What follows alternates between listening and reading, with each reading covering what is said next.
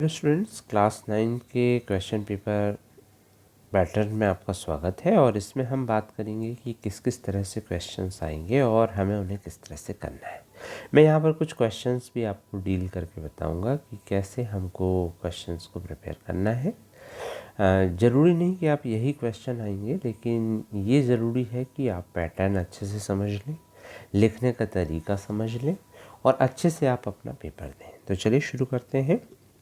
पहला इसमें सेक्शन है सेक्शन ए 16 मार्क्स का, जिसमें 1 मार्क्स के 16 क्वेश्चन आएंगे। तो पहला क्वेश्चन है, by what other name was the Russian revolution of 1917 known. किस दूसरे नाम से रशियन रेवोल्यूशन को जाना जाता है? वो जाना जाता है फेब्रुअरी रेवोल्यूशन के नाम से। What was Cheka in Russia after the revolution. Revolution के बाद किसको कहा जाता था? तो चेका जो थी वहाँ की सीक्रेट पुलिस होती थी। तो सेकंड का आंसर होगा ए, रसिया की सीक्रेट पुलिस। थर्ड आ जाए, were well to do peasants who are suppose to be holding stocks in hope of higher prices. तो ये कौन होते थे? इनको कहते थे कुलक्स। जो कुलक्स जो थे वेल टू डू पीजेंट्स हुआ करते थे। नेक्स्ट क्वेश्चन आ रहा है कि जो कलेक्टिव फर्म हुआ करते थे, जिनमें पीजेंट्स काम किया करते थे और उनके बीच में जो शेयर था उसको उनके बीच में जो प्रॉफिट था उसे शेयर कर दिया जाता था। तो ये जो फर्म थे इनका नाम था कुलखोज। तो फोर्थ का आंसर होगा बी।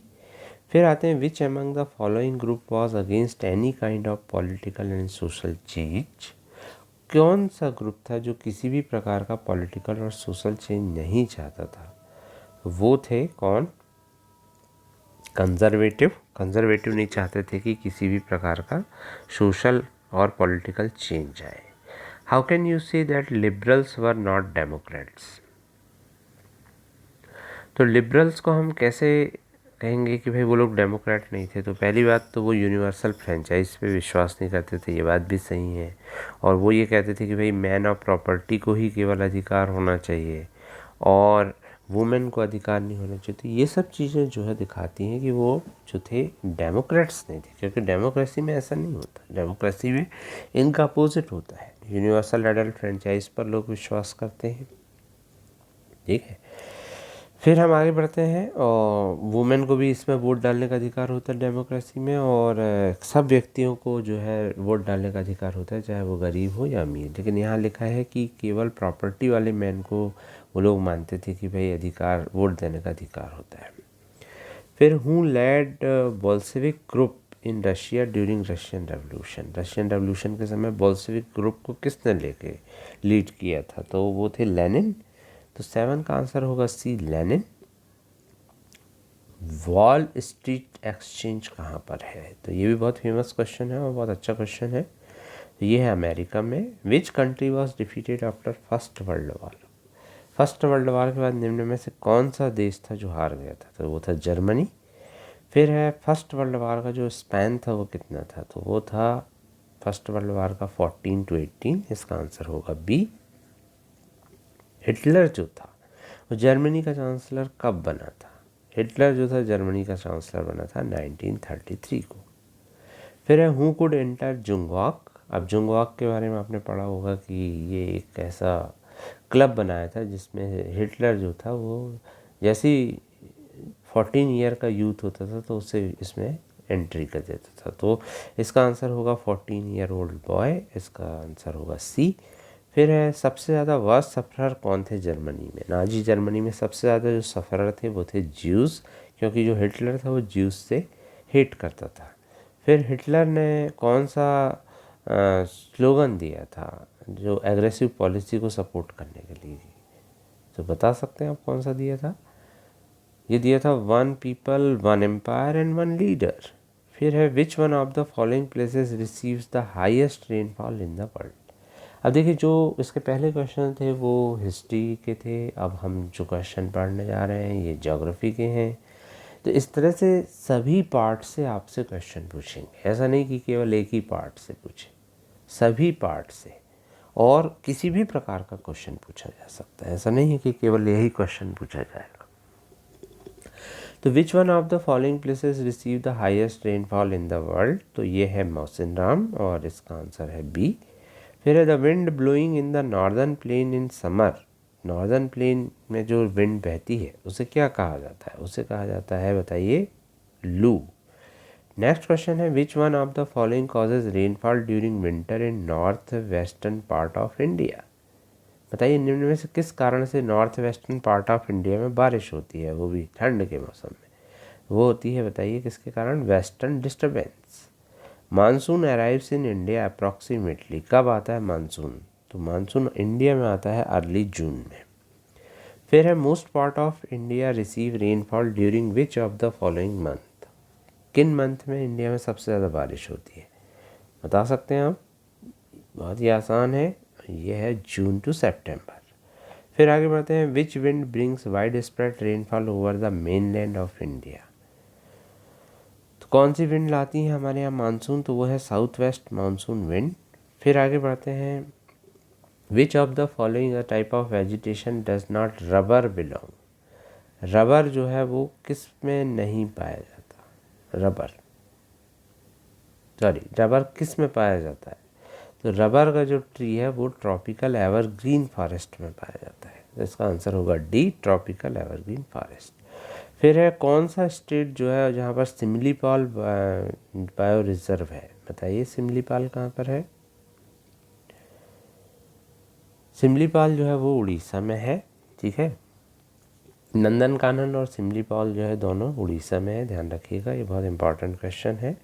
फिर which term is use to denote animal species of a particular region of period, बताइए किसका कहता है, तो देखिए फ्लोरा और फौना दो वर्ड चलते हैं, तो फौना मतलब होता है एनिमल, एबोनी महोगनी और रोजवुड ट्री जो होते हैं वो किस तरह के फॉरेस्ट में पाए जाते हैं, तो ये पाए जाते हैं ट्रॉपिकल रेन फॉरेस्ट या जिनको डेसिडुअस फॉरेस्ट कहा जाता है, उनमें ये पाए जाते हैं ट्रॉपिकल रेन फॉरेस्ट।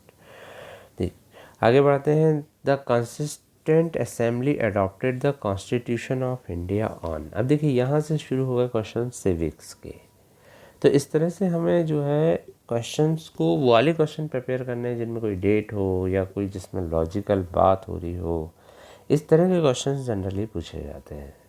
अब हम आ गए हैं सिविक्स में, तो चलिए देखते हैं सिविक्स के क्वेश्चन। ये कॉन्स्टिट्यूएंट असेंबली ने कॉन्स्टिट्यूशन को कब अडॉप्ट किया था, तो अडॉप्ट किया था 26 नवंबर 1949 को और लागू किया था 26 जनवरी 1950 को, तो इसका आंसर होगा बी।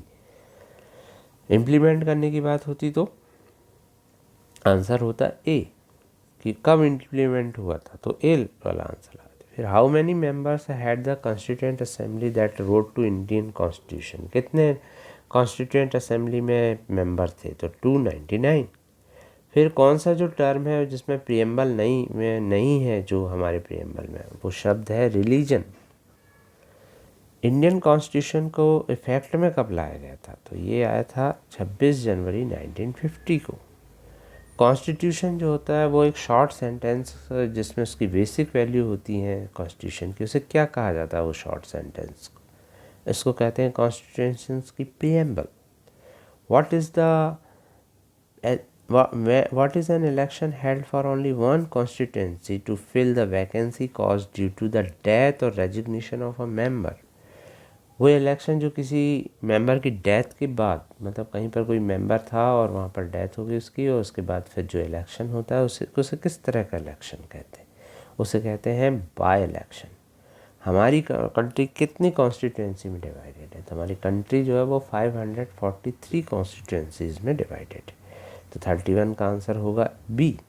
मिनिमम एज एक वोटर बनने के लिए कितनी है, ये भी बहुत इजी क्वेश्चन है, ये है 18 ईयर। चीफ इलेक्शन कमिश्नर को कौन जो है अपॉइंट करता है, प्रेसिडेंट ऑफ इंडिया। कॉन्स्टिट्यूंसी का क्या मतलब है, कॉन्स्टिट्यूंसी का मतलब है कि एक एरिया जहाँ पर वोटर इलेक्ट करते हैं अपने, उसको इलेक्ट कॉन्स्टिट्यूंसी कहते हैं, जो अपने रिप्रेजेंटेटिव को जहाँ से लोग इलेक्ट करते हैं, ठीक है ना, चुनाव क्षेत्र जिसको कहते हैं। वोटर लिस्ट का दूसरा नाम क्या है, वोटर लिस्ट का दूसरा नाम है इलेक्टोरल रोल। और कौन सा जो एरिया है वो सबसे ज़्यादा लेबर एब्जॉर्बिंग एरिया है, तो सबसे ज़्यादा लेबर एब्जॉर्बिंग एरिया है प्राइमरी सेक्टर, क्योंकि इसमें जुड़ा है एग्रीकल्चर, और एग्रीकल्चर में जो है सबसे ज़्यादा लेबर एब्जॉर्बिंग एरिया है। जहाँ नहीं भी लगते हैं लेबर तो वहाँ लेबर लगा लिए जाते हैं, और इसलिए इसमें डिस्गाइज एम्प्लॉयमेंट भी पाया जाता है, अपन ने पढ़ा था। Which of the following is included in primary sector, primary sector में कौन सा जुड़ा हुआ, तो प्राइमरी सेक्टर में जुड़ा है forestry. Investment in human capital को कैसे किया जा सकता है, तो ये किया जा सकता है तीनों के माध्यम से, एजुकेशन, ट्रेनिंग और medical care. Which of the following sector faces the problem of seasonal unemployment, seasonal unemployment किस में पाया जाता है, बताइए किस में पाया जाता है।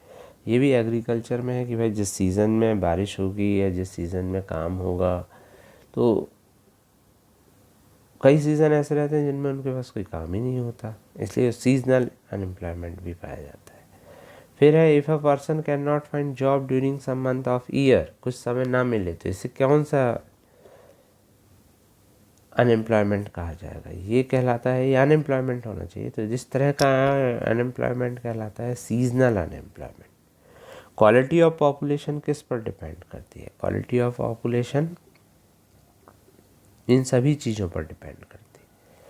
फिर है कौन सा सोशल ग्रुप वल्नरेबल है पॉवर्टी के लिए, तो ये सभी scheduled caste, scheduled tribe, casual labours, all the above. High poverty rate के लिए कौन जिम्मेदार है, तो हमारे देश में हाई पॉवर्टी रेट के लिए कौन जिम्मेदार, तो ये सभी फैक्टर्स जो है इसके लिए जिम्मेदार है। न्यूट्रिशनल वैल्यू जो फूड की, एनर्जी की है, वो कैसे बताई जाती है, न्यूट्रिशनल जो लेवल ऑफ फूड एनर्जी है ये कैसे बताई जाती है, ये बताई जाती है कैलोरी पर डे के हिसाब से, ठीक है ना, कि एक व्यक्ति को कितने कैलोरी फूड लग रहा है। Which state has the largest percentage of poor in India, तो उड़ीसा में है। और कैलोरी रिक्वायरमेंट हायर क्यों होती है रूरल एरियाज़ में, क्योंकि वहाँ के लोग फिजिकल वर्क बहुत ज़्यादा करते हैं, इसलिए इसका आंसर होगा डी, फिजिकल वर्क। तो इस तरह से ये चार आपने 4 सेक्शन में देखा कि अलग अलग तरह के जो है क्वेश्चंस आपसे पूछे जाते हैं, और चारों जो है सब्जेक्ट के क्वेश्चन यहाँ पूछे जाएंगे। तो आई होप आप इन 4 सेक्शंस को समझ गए होंगे, और यहाँ पर सारे क्वेश्चन मिले जुले हैं, तो इस तरह से आपको और भी क्वेश्चंस प्रिपेयर करने हैं और तैयार रहने हैं आपके एग्ज़ाम के लिए। तो थैंक यू वेरी मच।